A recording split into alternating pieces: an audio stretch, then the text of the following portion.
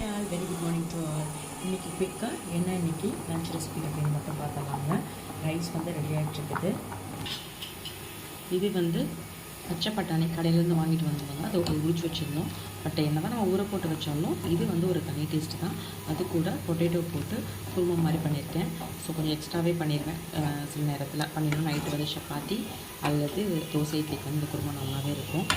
தேங்காய் போட்டு அரைச்சி வைக்கிற குருமா. இது யாருக்கெல்லாம் ரெசிபி யாராவது வேணும்னா கமெண்ட் பண்ணுங்கள். நான் நெக்ஸ்ட் டைம் வந்து பண்ணுறப்போ கண்டிப்பாக வந்து ஷேர் பண்ணுறேன். சைட் டிஷ் வந்து அப்பளமாங்க, வேறு எதுவும் பண்ணலை. இன்றைக்கி வந்து காலையில் பிரேக்ஃபாஸ்ட்டுக்கு நேற்றுக்கு வந்து சோயா சங்க்ஸ் பண்ணியிருந்தோம்.